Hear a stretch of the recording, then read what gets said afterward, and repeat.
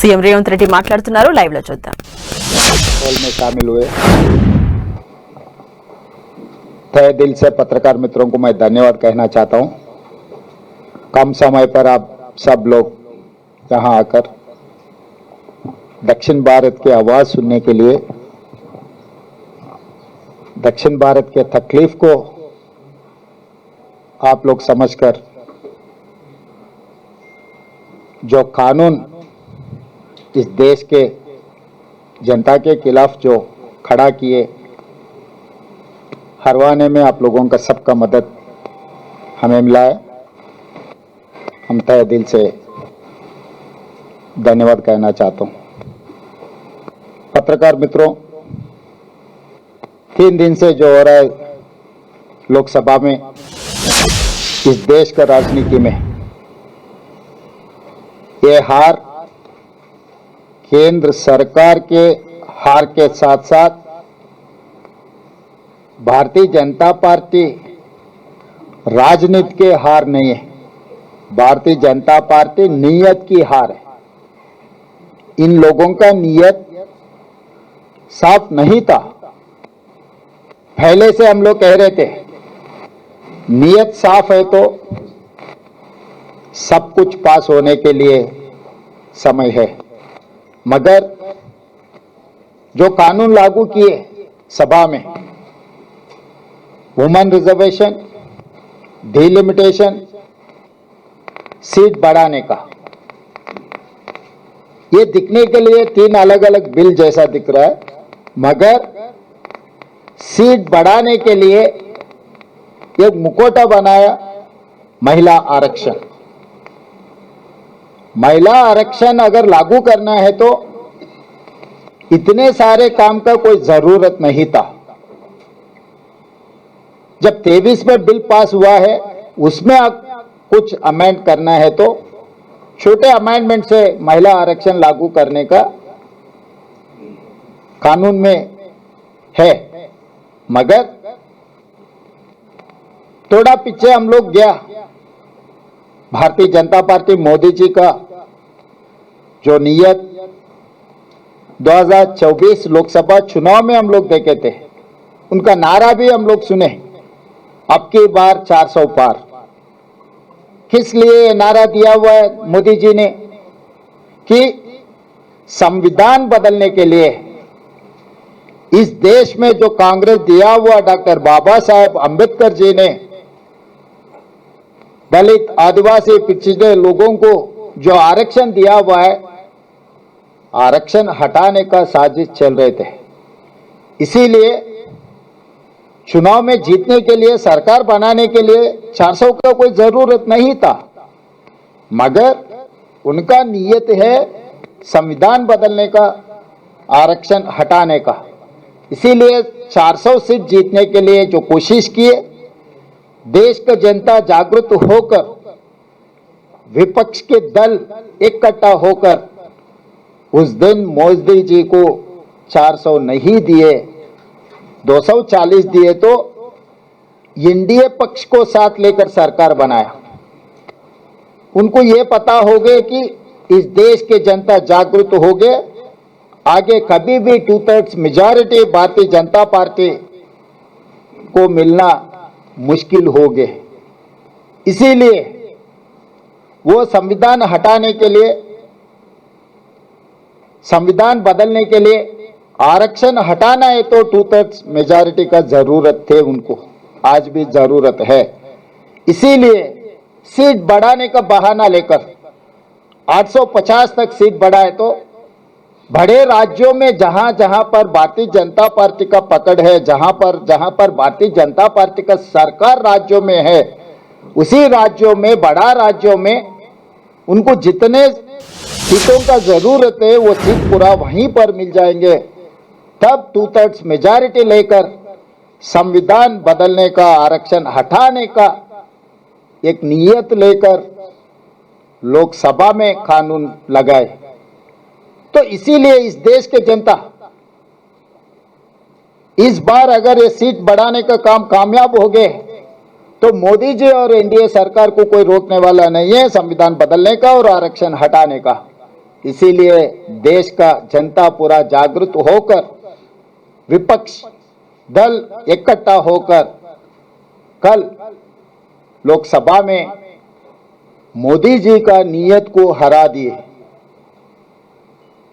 अब बदनाम का काम शुरू कर दिए मोदी जी के सरकार ने कि कांग्रेस पार्टी महिला आरक्षण के खिलाफ है। महिला आरक्षण लागू करने के लिए हम लोग कोशिश किए, महिला आरक्षण बढ़ाने के लिए हम लोग कोशिश किए, इसीलिए जानबूझकर महिला आरक्षण नहीं देने के इरादे से कांग्रेस पार्टी इस बिल को हरा दिए। ऐसा गांव-गांव में, गली-गली में शोर मचाने के लिए जो कोशिश कर रहा है। तो मैं ये आश्वासन दिलाना चाहता हूं मोदी जी को, मोदी जी आपका नीयत साफ रखो, कानून सही तरीका से बनाओ। महिला आरक्षण के बारे में हमारा नीयत को शक मत करो। इस देश में पहली बार महिलाओं को वोट हक दिए कांग्रेस पार्टी ने। यूनाइटेड स्टेट्स ऑफ अमेरिका में महिलाओं को आरक्षण वोट हक मिलने के लिए 150 साल लड़ना पड़ा, मगर इस देश में जैसे ही आजाद मिलते ही पुरुष के साथ साथ महिलाओं को वोट हक दिया हुआ है कांग्रेस पार्टी ने। इस देश का राष्ट्रपति, इस देश के प्रधानमंत्री, इस देश के लोकसभा स्पीकर, इस देश में गवर्नर, मुख्यमंत्री, हर कुर्सी में महिलाओं को बिठाए। खासकर हमारा पार्टी अध्यक्ष इंदिरा जी से लेकर सोनिया गांधी जी तक पार्टी के अध्यक्ष, उन्हीं महिलाओं के नेतृत्व में कांग्रेस पार्टी बहुत कुछ की है इस देश में। तो हमारा नीयत को शक करने का कोई जरूरत नहीं है। लोकल बॉडीज में महिला आरक्षण लागू किया राजीव गांधी ने। आज 50% जो urban local bodies, rural local bodies में जो महिलाओं को 50% आरक्षण मिल रहा है वो कांग्रेस के वजह से, ये भारतीय जनता पार्टी के वजह से नहीं मिला है। एक उदाहरण मैं देना चाहता हूं। अप्रैल 6, 1980 भारतीय जनता पार्टी शुरुआत हुई। आज तक कुछ कम 50 साल होने वाले हैं। 15 अध्यक्षों को नियम किए भारतीय जनता पार्टी ने। लेकिन अद्वानी जी जैसा वरिष्ठ नेता 2 बार 3 बार बन चुका है, बाकी के नेता भी 2 बार बन चुके हैं। मुरली मनोहर जोशी जी 15 बार भारतीय जनता पार्टी के अध्यक्ष बना है। 15 में एक महिला भी भारतीय जनता पार्टी अध्यक्ष ने नहीं बनाया। दूसरी बात रहा जनरल सेक्रेटरी ऑर्गेनाइजेशन। इतने सालों में एक महिला भी जनरल सेक्रेटरी ऑर्गेनाइजेशन नहीं बनी भारतीय जनता पार्टी का।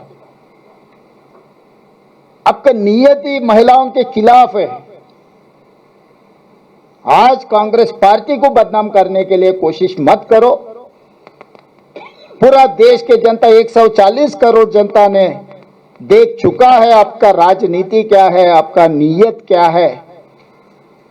आपके नीयत को कल सब मिलकर हरा दिए। आगे कांग्रेस पार्टी को, इंडिया अलायंस को बदनाम करने के लिए कोशिश मत करो। आज शनिवार है, कल रविवार, सोमवार के दिन नया कानून बनाओ महिला आरक्षण के लिए। पूरा इंडिया अलायंस को साथ में लेकर आके हम लोग मदद देंगे। जो 23 में हम लोग मदद किए, खुल के हम मदद देंगे।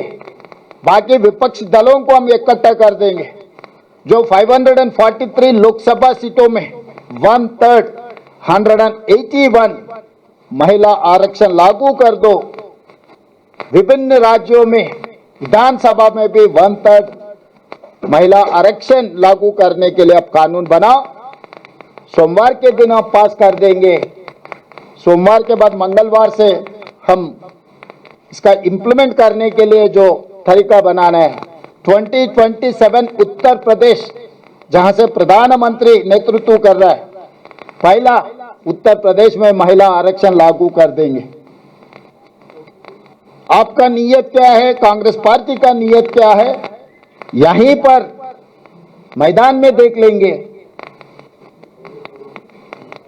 26 के बाद 27 उत्तर प्रदेश के विधानसभा चुनाव है। 1/3 रिजर्वेशन के साथ साथ उत्तर प्रदेश के साथ साथ जो भी राज्यों में चुनाव होने वाला है अगले साल, महिला आरक्षण लागू कर देंगे। आने वाले 2029 लोकसभा तक रोकने का कोई जरूरत नहीं है। सोमवार के दिन कानून पास कर लो, मंगलवार के दिन से ये पूरा इंप्लीमेंटेशन करने का आजकल डेटा रेडीली अवेलेबल है, वोटिंग डेटा भी रेडीली अवेलेबल है इलेक्शन कमीशन ऑफ इंडिया के साथ, पॉपुलेशन का भी रेडी है। जैसा 543 है, जैसा बाउंड्रीज है, डीलिमिटेशन का भी कोई जरूरत नहीं है। 2011 का पॉपुलेशन पूरा तैयार है, 2009 में जो डिलिमिटेशन हुआ है उसी तरीका से 181 1/3 ऑफ द लोकसभा सीट्स और हर राज्य में जो विधानसभा के सीट है 1/3 2011 पॉपुलेशन लेके पूरा महिला रिजर्वेशन लागू किए तो 6 महीने में पूरा कार्रवाई खत्म हो जाएंगे। तो 15 अगस्त के अंदर ही ये पूरा मामला कार्रवाई पूरा हम कर सकते हैं, क्योंकि आज के तारीख में डेटा तैयार है, मैनुअल कुछ करने का कोई जरूरत नहीं है। 6 महीने के अंदर सब कुछ साफ साफ हो जाएंगे। इसलिए कांग्रेस पार्टी और तेलंगाना मुख्यमंत्री के नाते साधारण राज्यों को मैं साथ में लेकर स्टालिन को, पिनरई विजयन जी को, सिद्धरामैया जी को, चंद्रबाबू नायडू जी को, वैसे ही पुदुचेरी मुख्यमंत्री से, सबसे साधारण मुख्यमंत्रियों से मैं चर्चा करूंगा। आपके मदद जमा करने के लिए हम लोग दिल खोल के काम कर देंगे। इंडिया अलायंस में जितने भी साथी लोग हैं सबका मदद हम लोग जमा कर देंगे। सोमवार के दिन महिला आरक्षण को पास कर देंगे। यहाँ पर किसका नीति, किसका राजनीति क्या है, जनता के सामने खुल के लोकसभा में चर्चा करेंगे। ये कानून पास करने के लिए हम तैयार है। ये महिला आरक्षण के मुखौटा बना के आप जो संविधान को बदलने का, आरक्षण हटाने का जो साजिश चल रहा है, इस देश के जनता खामोश नहीं बैठने वाला है। और दक्षिण भारत उत्तर भारत के बीच में अंतर खड़ा करने के लिए, दीवार बनाने के लिए कोशिश मत करो। हम लोग इस देश में हिस्सेदार है, हम लोग इस देश का भागीदार है, हम लोग इस देश में रहने वाला है। इस देश तरक्की करने के लिए हम आपसे कोई कम नहीं है। राजनीति में पॉलिटिकल पावर आप होगा, मगर फाइनेंशियल पावर हमारे से मिल रहा है आपको। हम कोई कम नहीं है देशभक्ति में, कोई भी हमारे से ज्यादा भी नहीं है देशभक्ति में। हमारा मदद है, देश को बचाने का हमारी जिम्मेदारी है। आप ऐसा नहीं कर सकते। उत्तर दक्षिण भारत का जो अंतर फैला के, उत्तर दक्षिण भारत के बीच में दीवार खड़ा करा के आपके दल को जिताने के लिए कोशिश मत करो। कांग्रेस पार्टी के लिए, खासकर हमारे लिए, पहला देश, दूसरा जनता, तीसरा दल। मगर मोदी जी का राजनीति में पहला दल, दूसरा खुद का मामला, तीसरा देश। हमारे सोचधारे में अलग अलग है। कभी कभी भारतीय जनता पार्टी के नेता लोग कहते हैं भाई मोदी जी का पहला उनका है, बाद में दल है, उसके बाद देश है। वो उनका इरादा है, मैं कुछ नहीं कह सकता। मगर हमारे लिए तो पहला देश है, दूसरा जनता है, तीसरा दल है। तो देश के लिए, जनता के लिए, महिला आरक्षण के लिए हम लोग मदद देंगे। हमारे तरफ से ब्लैंकेट ऑफर मोदी जी को हम दे रहा है। सोमवार के दिन, कल कह रहे थे अमित शाह जी ने, 1 घंटा समय दो पूरा कानून बदल के संसद में रखने के लिए। 1 घंटा नहीं, 36 घंटा है, 40 घंटा है। अभी से अगर आप हिसाब किताब किए तो पूरा तैयार है। तो इसीलिए कानून बदला दो, महिला आरक्षण के लिए जो कार्रवाई शुरू करना कर दो। सोमवार के दिन बिल इंट्रोड्यूस करो, मंगलवार तक पूरा चर्चा कर दे के पास कर देंगे। कांग्रेस पार्टी की ओर से हम लोग ये बयान दे रहा है कि महिला आरक्षण के लिए हम तैयार है। कोई हम बदनाम करने में कोई कोशिश की तो कोई मानने वाला नहीं है। हम पलट के जवाब देंगे।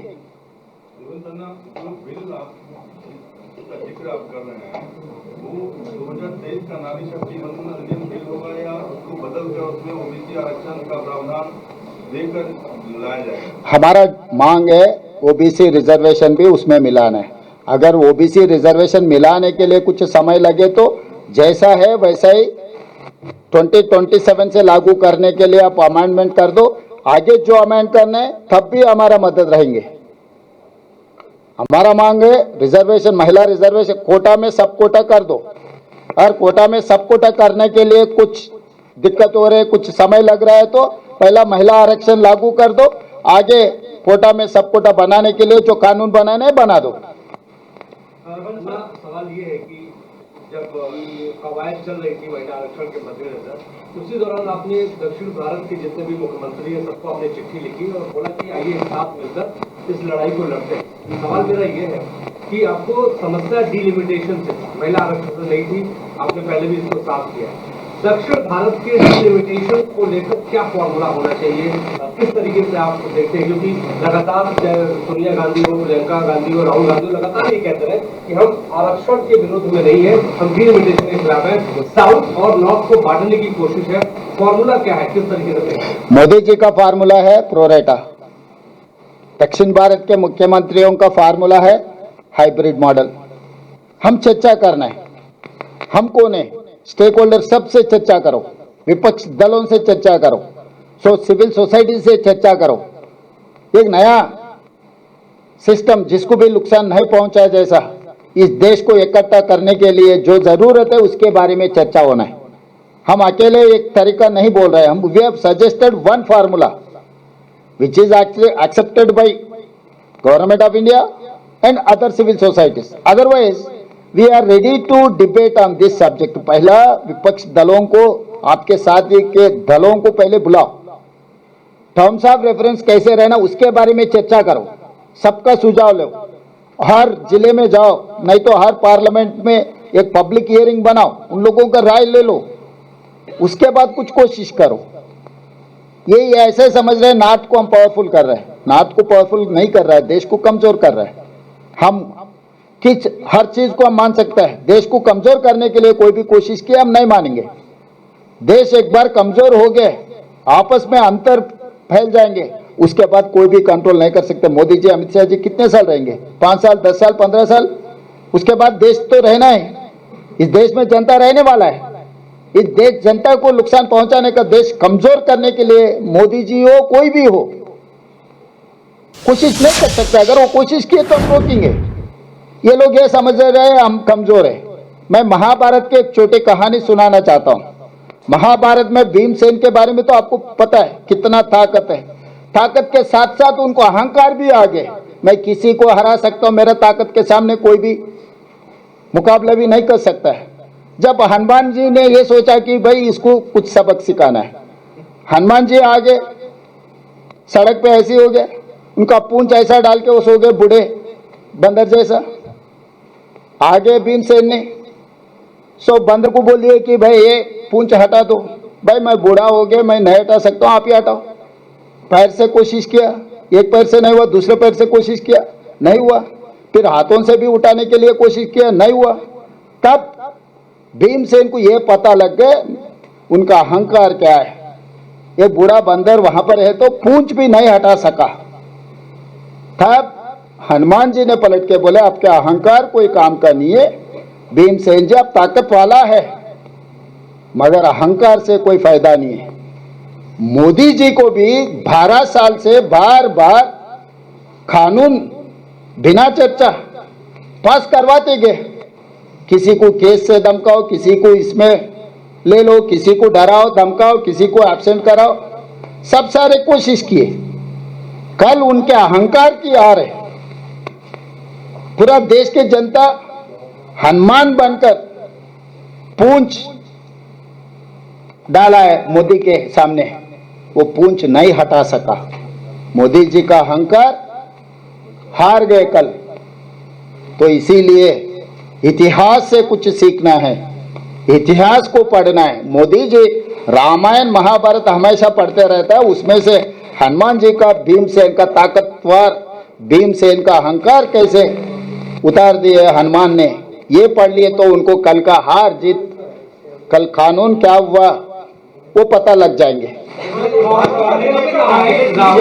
छब्बीस की 2026 की जातिगत जनगणना के बाद ये लागू करेंगे, तो आप कह रहे हैं 2011 से और 26 से करना है तो तुरंत 1 साल के अंदर खत्म कर दो, मगर 26 के बाद जो भी उत्तर प्रदेश चुनाव में करना है तो 2011 का भी ले सकता है, क्योंकि 2009 में हम डिलिमिटेशन किए, उसी डिलिमिटेशन के आधार पर जब महिला आरक्षण लागू करना है तो उससे करो। सीट बढ़ाने के नाम पे आरक्षण हटाने का, संविधान बदलने का साजिश मत करो।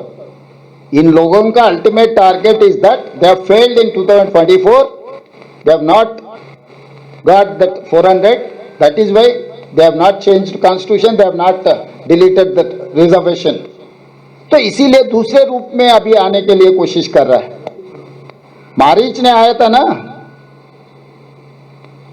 सीता माँ को उठाने के लिए, ये मोदी जी भी अभी संविधान को उठाने के लिए ये पूरा भारतीय जनता पार्टी एनडीए ने कोशिश कर रहे हैं, वो कोशिश तो कामयाब नहीं होने देंगे हम सब मिलके। कैबिनेट मीटिंग ली, उसमें ये सूत्रों के हवाले से खबर आ रही है कि उन्होंने कहा कि इंडिया गठबंधन ने गलती की है, महिला आरक्षण बिल को हरा के, और देश की महिलाएं आपको सबक सिखाएंगी, बीजेपी गांव-गांव जाके इसका प्रचार करेगी। तो आपको तो महाभारत में पता है शकुनी ने क्या कहा, तो शकुनी को अभी सच बोलने का इरादा ही नहीं है, सच पहचान का इरादा ही नहीं है। एनडीए भी वैसा ही है, उनका गलती, उनका नाकामयाबी हमारे ऊपर डालने के लिए कोशिश करे, उसके बारे में हम ज़्यादा ध्यान नहीं देना चाहता है। देश को हम बचा दिए, देश के जनता इकट्ठा होकर देश को बचाए। अभी आगे महिला आरक्षण लागू करने के लिए क्या कार्रवाई करना है उसके बारे में चर्चा की तो कैबिनेट के लिए अच्छा है। कैबिनेट कांग्रेस पार्टी और इंडिया अलायंस को गाली देने के लिए कैबिनेट का कोई ज़रूरत नहीं है, गली गली में तो वही काम कर रहा है इन लोग। सो हम लोग सड़क से लेकर संसद तक ऐसे गलत कानून बनाए तो हम लोग पूरा हरा देंगे। हेमंत सर, 24 में जो रिजल्ट आया उसके बाद अब जो 850 की बात जो कही जा रही है क्योंकि कल पास नहीं हो पाया, आपको लगता है कि साउथ में क्योंकि बीजेपी उतनी स्ट्रॉन्ग नहीं है लेकिन वो कवायद कर रहे हैं कि स्ट्रॉन्ग वातावरण को संपर्क में, क्या फ्यूचर में अगर ये बात होता है किसी बिहार में तो साउथ की जरूरत तो मौजूदा सरकार को उनको नहीं होगी और इससे क्या इकोनॉमिकली भी नुकसान होगा साउथ और नॉर्थ के बीच में? देश के लिए नुकसान है, जनता के लिए नुकसान है, ये दलों का नुकसान नहीं है। जिस देश इकट्ठा होकर लड़े तो इकट्ठा होकर तरक्की किए तो अलग रहता है, इकट्ठा होकर सरकार बनाए तो अलग है। जब अलग अलग राज्यों ने 6-7 राज्यों में उत्तर प्रदेश, बिहार, बंगाल, मध्य प्रदेश, राजस्थान, गुजरात और महाराष्ट्र 7 राज्यों ने बैठकर सरकार बनाए तो बाकी राज्यों क्या करने वाला है? छोटे राज्यों ने क्या करना है, साधारण के राज्यों ने, दक्षिण भारत के राज्यों ने क्या करना है? तो सरकार में सबका हिस्सा होना है, सब भागीदार होना है, यही हमारा राय है। इसीलिए हम लोग कोशिश किया, हमारा नुकसान कैसे पहुंचाने के लिए कोशिश कर रहा है। They cannot punish us because of our growth और we are law abiding citizens, you cannot punish law abiding citizens. Sir, Andhra Pradesh chief minister का पर ये कहना है कि जैसे ये डिलिमिटेशन बिल का ना आना, 50% प्रोपोर्शनल सीट्स का ना आना, it will great disservice to southern states, to eastern states and other smaller states as well. उनका ये कहना है कि अब आर्टिकल 81 की वजह से जब पॉपुलेशन की वजह से जब सीट्स इंक्रीज होंगी तब तो फेडरल स्ट्रक्चर ब्रेक होगा, ये चंद्रबाबू नायडू कह रहे हैं। तो चंद्रबाबू नायडू जी ने क्या कहा मैं सुना ही नहीं। चंद्रबाबू नायडू समझदार है, तजुर्बा वाले हैं, वो गलत कहता बोल के मैं नहीं समझता हूँ। अगर पॉपुलेशन बढ़ाना है, अभी नारा दिए, पॉपुलेशन दिखना है तो और 30 साल लगता। जो उनका नारा अगर पास होना है तो और 30 साल, 20 साल, 25 साल लगने वाला है। तो इसीलिए नायडू जी को भी पता है, इसीलिए खुल के वो कुछ नहीं कहा। मोदी जी जो कानून लाए उसके बारे में तो नायडू जी ने कुछ खुल के तो कुछ नहीं कहा। तो समझदार को इशारा काफ़ी है, उससे ज़्यादा मैं नहीं कह सकता हूँ।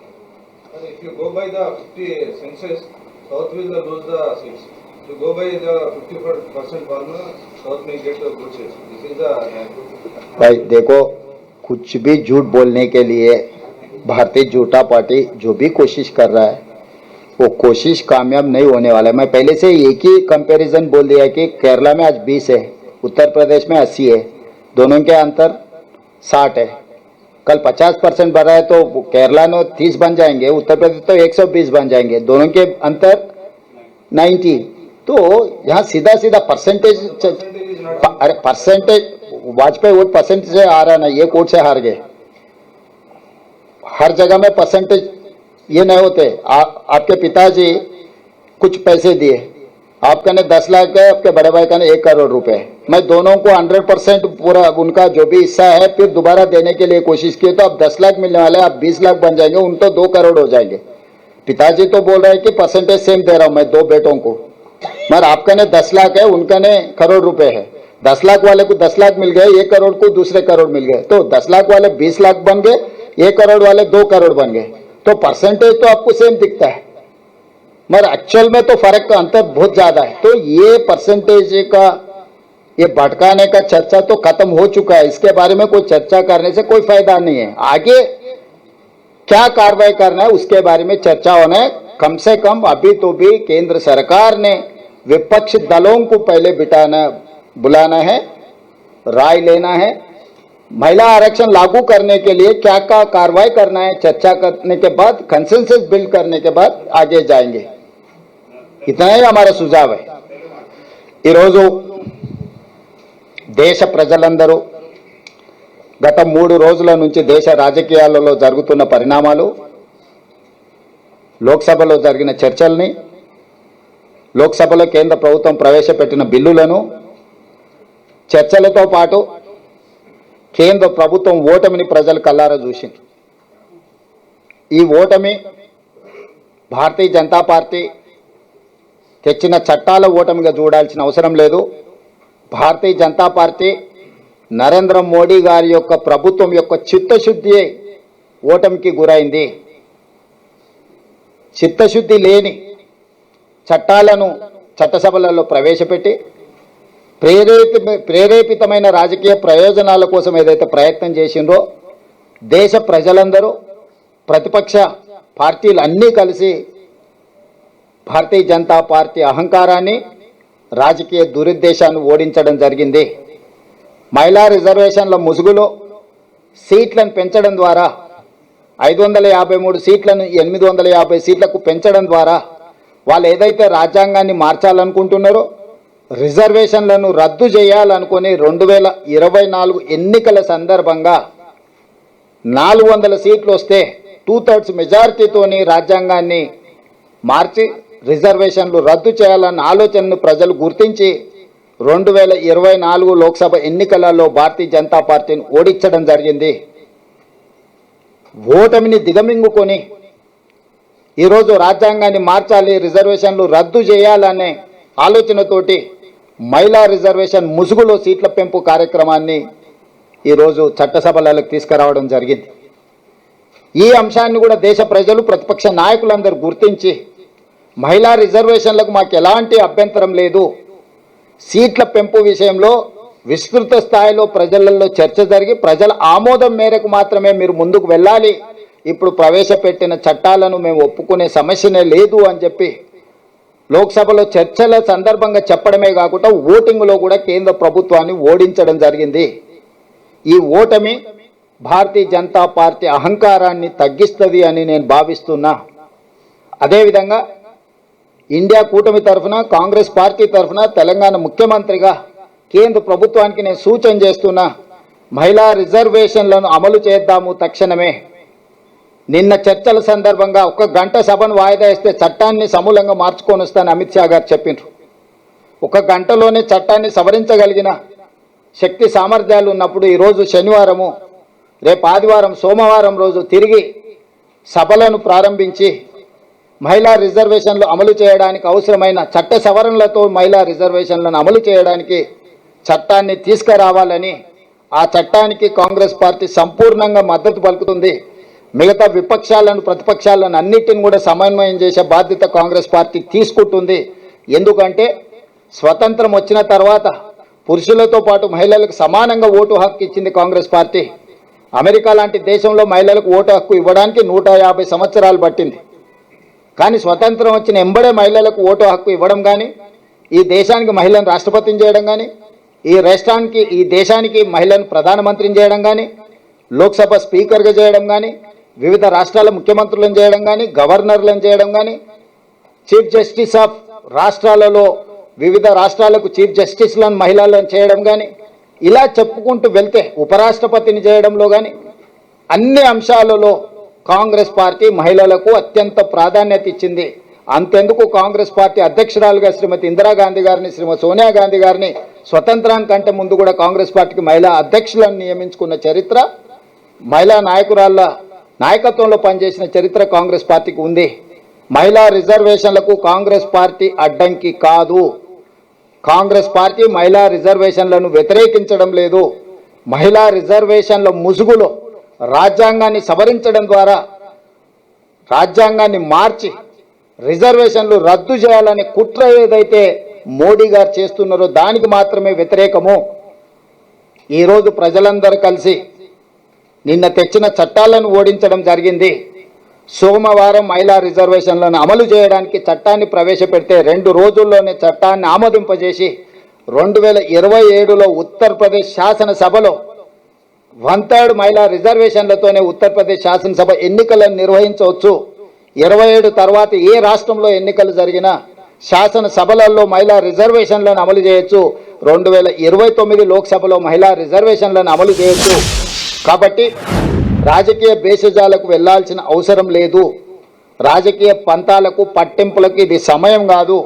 మహిళా రిజర్వేషన్లు అనేది ఒక గొప్ప బాధ్యత, ఒక గొప్ప అవకాశము.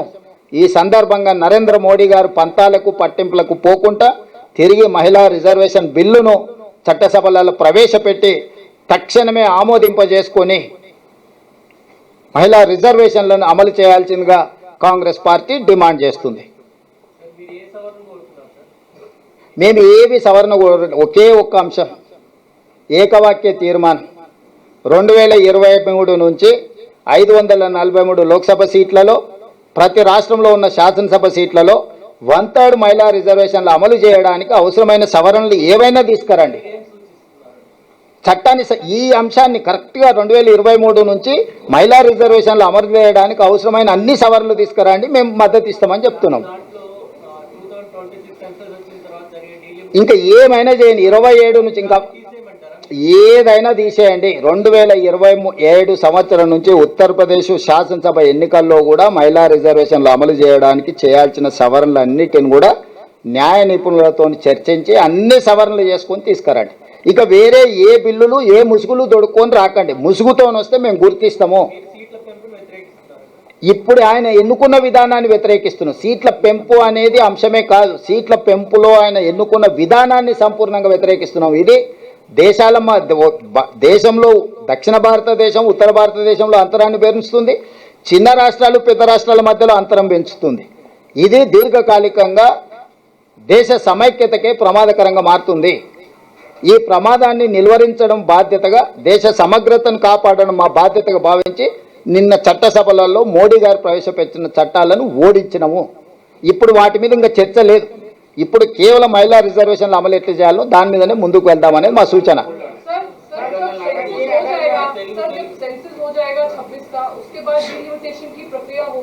तो उसमें जनसंख्या के आधार पर अगर सीटें तय होंगी तो उस समय भी तो दक्षिण और उत्तर भारत के बीच में जो आप डिफरेंस की बात कर रहे हैं वो आएगा, तो उसमें क्या आपको लगता है फिर आगे वही? हम लोग पहले से वही बात कह रहा है. आप 71 के ले लो, 81 के ले लो, 91 के ले लो, 2001 के, 2011 के या 2027 के जो भी लो, जन आधारित विभाजन हम नहीं मांगेगा. क्योंकि 1970 में जो केंद्र सरकार ने जो आदेश दिया हुआ है हम लोग पालन किए. हम जो पालन किए, हम सुशिक्षित भारत नागरिक, हम केंद्र सरकार ने जो आदेश दिए हम पालन किए. तो आप हमको शिक्षा नहीं दे सकते, हमारा अप्रिसिएशन मिलना चाहिए. सो सिविलाइज्ड एंड ओब्लाइज्ड सिटीजन को आप पनिशमेंट नहीं दे सकते.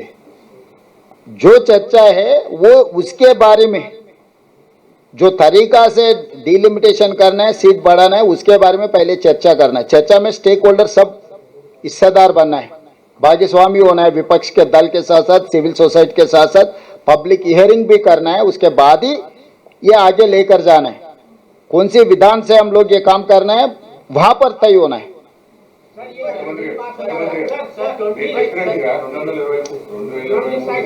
చట్ట ప్రకారం సెన్సెస్ డిలిమిటేషన్ జరిగితే ఆ తర్వాత దక్షిణాది జరిగే నష్టం కంటే నిన్న 50% ఇప్పుడున్న శ్రీనివాస్ గారు అది ఒప్పుకోము ఇది ఒప్పుకోము, చర్చనే వద్దు, దాని మీద చర్చనే లేదు. జనాభాను ఒప్పుకోము, ప్రోరేటా ఒప్పుకోము. నీకు నాకు ఈ రోజు ఎంత దూరం ఉందో రేపు కూడా అంతే దూరం ఉండాలి. लेकिन सर इससे आपकी कॉन्स्टिट्यूएंसी में 30 ఏం డిమాండ్ చేయలేదండి. మీరు మీ ఇష్టం వచ్చినట్టు అనుకుంటారు, మీరు ఇష్టం వచ్చినట్టు అడుగుతారు, అది ఏది లేదు. आपकी कॉन्स्टिट्यूएंसी అధికంగా డబ్బులు కేంద్రానికి ఇస్తున్నారన్నారు కదా, కిషన్ రెడ్డి దాన్ని ఏమంటారంటే హైదరాబాద్ నుంచి 70% రెవెన్యూ ఇప్పుడు కిషన్ రెడ్డి ఏంది అంటే కిషన్ రెడ్డి అయినా డాక్టర్ లక్ష్మణ్ అయినా మోడీ గారిని సంతోష పెడితే పదవి వస్తుంది అనుకుంటారు, ప్రజలు లేకపోయినా పర్వాలేదు అనుకుంటున్నారు. పోనీ కిషన్ రెడ్డి గారు ఏం చెప్తారో దక్షిణ భారతదేశానికి తెలంగాణకు నష్టం జరగకుండా కిషన్ రెడ్డిని చెప్పమనుండ్రి. నేను చెప్పిన దాన్ని విమర్శించడం కాదు, ప్రత్యామ్నాయం ఏందో కిషన్ రెడ్డి గారిని చెప్పమనుండ్రి. మోడీ గారి భజన చేస్తే పదవి వస్తుంది సరే, కానీ ఆడ నువ్వు గెలవాలి కదా. నీ నెంబర్ అవసరం ఉంటేనే కదా మోడీ గారు నీకు ఇచ్చేది, లేకపోతే నీకు బంట్రోజు ఉద్యోగం కూడా ఇయ్యాడు కదా. అది కిషన్ రెడ్డి గారు గుర్తించాలి కదా, అది కదా నేను చెప్పేది. సీట్ల ప్రకారం ఇస్తే సీట్లు పెరగవు కదా, పెరగాల్సిన అవసరమే లేదు. ఉన్న దాంట్లో ఫస్ట్ మహిళా రిజర్వేషన్లు అమలు చేయండి. లేకపోతే మీ సీటు మోడీ సీటు ఎప్పుని ఏమవుతుంది, తప్పేముంది. అవసరమైనప్పుడు కొన్ని సాక్రిఫైస్ చేయాలి కదా. అవసరం అనుకున్నప్పుడు we have to sacrifice something for the country. We are there to sacrifice. ఒకవేళ మీ సీటు మహిళలకు కేటాయిస్తూ no, absolutely no problem. Being a party leader, I have to provide my women wing. So definitely, I will do that job. अगर ये bill pass हो जाते तो साउथ इंडिया को कितना पॉलिटिकली और इकोनॉमिकली लॉस होता, डैमेज होता। अभी तो बिल हार चुका है, अभी उसके बारे में अभी चर्चा करने से कोई फायदा नहीं है. 25 years freezing class next year తో అయిపోతుంది. నెక్స్ట్ సెన్సస్ అప్పటి నుంచి ఆటోమేటిక్ గా జనాభా ప్రాతిపదికన సీట్లు తగ్గుతారు. అప్పుడు మనం నష్టపోతామనే వాదన మీరే ఎవరు తెస్తుండ్రు? అప్పటి వరకు ప్రభుత్వాన్ని ఉంచాం కదా, ఓడగొడతాం కదా. నార్త్ వాళ్ళు ఒప్పుకొని ఎవరు ఒప్పుకొని, ఇప్పుడు నిన్న నార్త్ వాళ్ళు మనకు మద్దతు ఇవ్వలేదా? వెస్ట్ బెంగాల్ ఉత్తరప్రదేశ్ ఎక్కడుంది? అఖిలేష్ యాదవ్ ఏం చెప్పిండు? అరే బాస్, ఆ సమయం వచ్చినప్పుడు అప్పుడు మా వ్యూహం మాకుంది, ఎత్తుగడ మాకుంది. ఇప్పుడే ఆ చర్చ ఎందుకు? ఇప్పుడు క్యాన్సర్ రాకముందే మన ఆత్మహత్య చేసుకుంటే ఎట్లా? క్యాన్సర్ వచ్చినాక ట్రీట్మెంట్ చేసుకోవడానికి ఎన్నో మెడిసిన్స్ ఉన్నాయి. సమస్య వచ్చినప్పుడు దాన్ని చేసుకుందాం. 3లో ఉన్న రెండు ఆప్షన్స్ అన్నిటి మీద ఆ రోజు చర్చ చేద్దాం. విజయభాస్కర్ గారు, ఈ రోజు మనం ముందున్నది మహిళా రిజర్వేషన్లను అమలు చేయడానికి ఏం చేయాలో అది ఒక్కదాని మీదనే చర్చించుకుందాం. మిగతా అన్ని సమస్య వచ్చినప్పుడు పరిష్కారం ఆటోమేటిక్గా చెప్తాం. ఇప్పుడు మోడీ గారు ఏమన్నారు? తలుపులు బంద్ చేసి రాష్ట్రాన్ని విడదీసిండ్రు, తల్లిని చంపేసి బిడ్డను బతికించిండ్రు అని మోడీ గారు చెప్పిర్రు. వాళ్ళ నాయకుడే ఆ విధంగా చెప్పినాక తేజస్వి సూర్య ఇంకేం చెప్తాడు? ఆవు చైన్లో మేస్తే దూడేమన్నా గట్టి మీద మేస్తుందా? అది కూడా పోయి చైన్లోనే మేస్తుంది. వాళ్ళకి తెలియాల్సింది ఏంటంటే చట్టసభలలో ఇన్ని రోజుల నుంచి ఉన్నారు. తేజస్వి సూర్య సెకండ్ టైం ఎంపీ అనుకుంటా. ఆయనకు అవగాహన కల్పించండి. మీరు ఏ బిల్లు సభలో ప్రవేశపెట్టినా తలుపులు మూసిన తర్వాతనే ఓటింగ్ జరుగుతుంది. అది ప్రాథమిక సూత్రము. ఓటింగ్ ఆర్డర్ హౌస్ లేనప్పుడు ఓటింగ్ జరగదు. బుర్రున్నవాడు ఎవడైనా హౌస్ని ఆర్డర్లో పెట్టాలి ఓటింగ్ అడగాల్సినోడు. లగడపాటి రాజగోపాల్ లాంటి వాళ్ళు పోడియంలోకి పోతే ఏం జరుగుతుందో గదే జరిగింది. సో అట్లాంటి వాళ్ళు పేపర్ స్ప్రేలు తీసుకొచ్చి కొట్టిన తర్వాత ఓటింగ్ ఎందుకు జరుగుతాయి? ఇంతటి అరాచకం ఎప్పుడైనా చూసిండ్రా? అరాచకానికి తగ్గట్టు రోగానికి తగ్గ మందు ఇస్తారు. ఎప్పుడైనా రోగం ఎట్లుంటే మందు అట్లుంటుంది.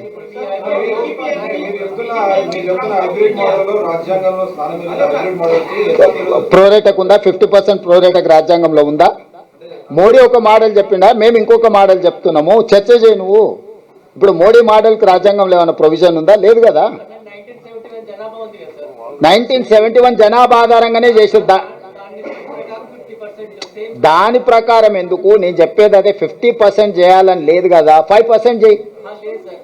మీ నిష్పత్తి కంటిన్యూ కావాలంటే 1971 ప్రకారం 50% పెంచితేనే అవుతుంది. 1971 అక్కర్లేదు. ఏ సీట్లు ఇప్పుడు ఉన్న సీట్ల మీద 50% కాదు, ఎట్లా పెంచుకుంటా పోయినా నీకు నాకు అంతరం పెరుగుతుంది. ఇక దీని మీద వాదనలే అక్కర్లేదు, అది ఓడిపోయింది. దాన్ని చెప్పాల్సింది చెప్పినాం, ప్రజలు ఆమోదించారు, సభలో ఓడిచ్చారు. ఇక చచ్చిపోయిన పాము గురించి పగిలిపోయిన కుండ గురించి చచ్చిపోయిన బర్రె గురించి చర్చలు అవసరం లేదు. ఇప్పుడు కొత్తగా ఏం చేయాలో దాని మీద చేద్దాం. ఇప్పుడు ముందర ఉన్నది ఓన్లీ మహిళా రిజర్వేషన్. దాన్ని ఎట్లా చేద్దామో ఆలోచన చేసి ముందుకు వెళ్ళండి. ధన్యవాదాలు.